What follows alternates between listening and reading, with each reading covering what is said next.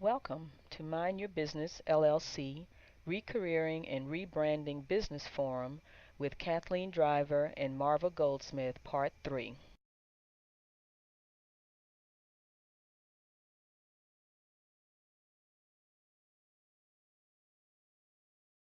Was I had a dual brand.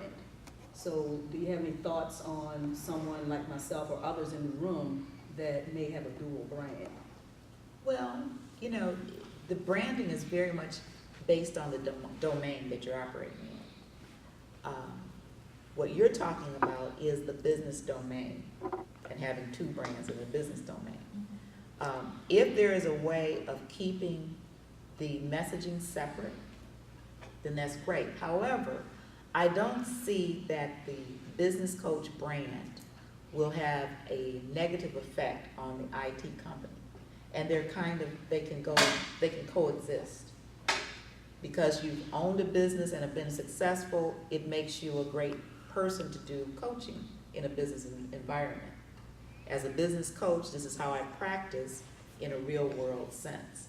And so I don't see it as a problem. Okay.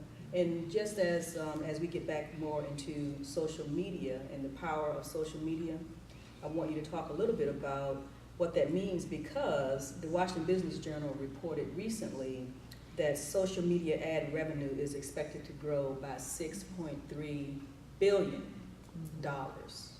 over the next 5 years.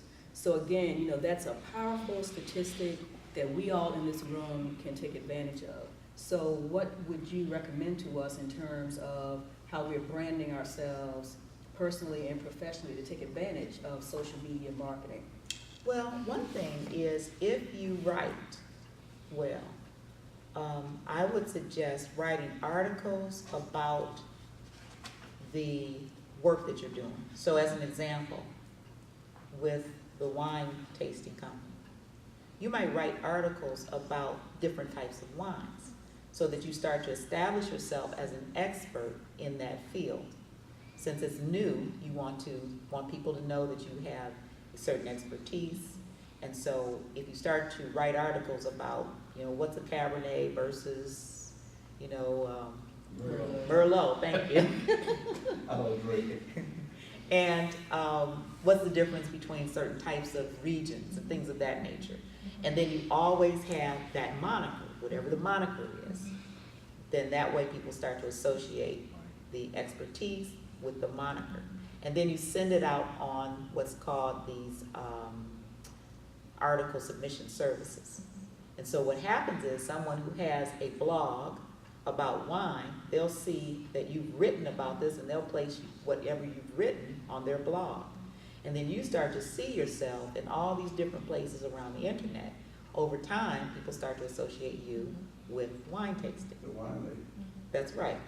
Now, with Eva, you have to decide what it is you want to be known for, which does not mean that you can't do all these other things. But if there's one thing that you want to be known for, identify what that is, and then use a similar kind of tactic. So as an example, with my business primarily is with entrepreneurs. However, I'm most known for being a baby boomer brand coach, so 50 plus moniker, which is great. I still do the other work, but that's how I want to be known. And so you need to just kind of figure out, what do I want to be known for, and then how do I create strategy around that particular idea.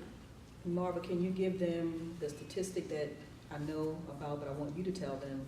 So when people Google Marva Goldsmith, tell them how many times you actually come up and how many pages of search that equates to. So my search, is over 40 pages. And it's by using that kind of tactic, which is article submission services, press releases. Those are wonderful ways of getting your information out so that other people know what you're doing.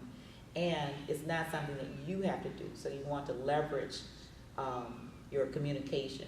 And then also you want to think about if you've written a book, and a book does not have to be 200 pages. Thank you for joining us today. Join us for segment 4 to hear more about rebranding. Remember to connect with us on LinkedIn, connect with us on Facebook, follow us on Pinterest, and follow us on Twitter.